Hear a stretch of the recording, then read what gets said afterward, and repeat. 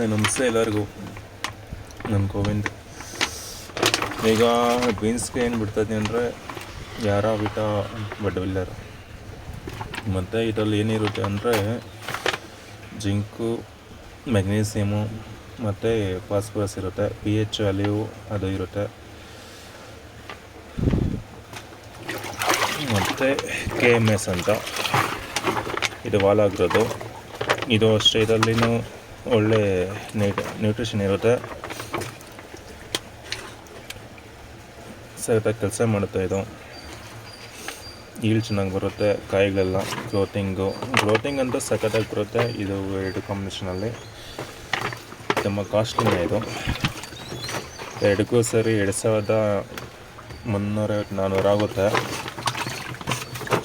ಗೊತ್ತಿರೋರಾದರೆ 300ಗೂ ಕೊಡ್ತಾರೆ, ಗೊತ್ತಿಲ್ಲ ಅಂದರೆ 400 ಗಂಟೆ ಮಾಡ್ತಾರೆ. ಬಟ್ ಒಳ್ಳೆ ಕಾಂಬಿನೇಷನ್ ಇದು. 100% ಸಾಲ್ಯುಬಲ್ಲು. ಇದ್ರ ಬಗ್ಗೆ ಹೇಳೋಂಗೆ ಇಲ್ಲ. ನಮ್ಮ ಮರನೂ ಇದು ಮಾರ್ಕೆಟಲ್ಲಿ ಇಸ್ರೇಲ್ಸ್ ಟೆಕ್ನಾಲಜಿ ಇದು ಅಷ್ಟೇ. ಇಸ್ರೇಲ್ ಟೆಕ್ನಾಲಜಿನೇ ವಾಲಕ್ರು ಯೂಸ್ ಮಾಡ್ಕೊಳ್ಳಿ.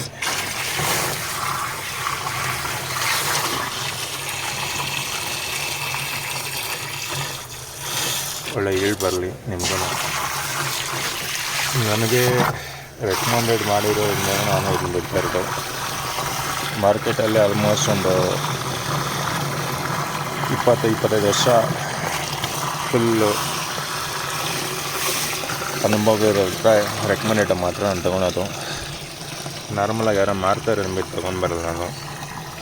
ನೀವು ಅಷ್ಟೇ ಫಾಲೋ ಹೋಗಿ. ಒಳ್ಳೊಳ್ಳೆ ರೆಕಮೆಂಡೆಡ್ ನನಗೆ ಮಾಡಿದ್ದು ನಾನು ಮಾಡ್ತಾಯಿರ್ತೀನಿ. ಥ್ಯಾಂಕ್ ಯು ಎಲ್ಲರಿಗೂ.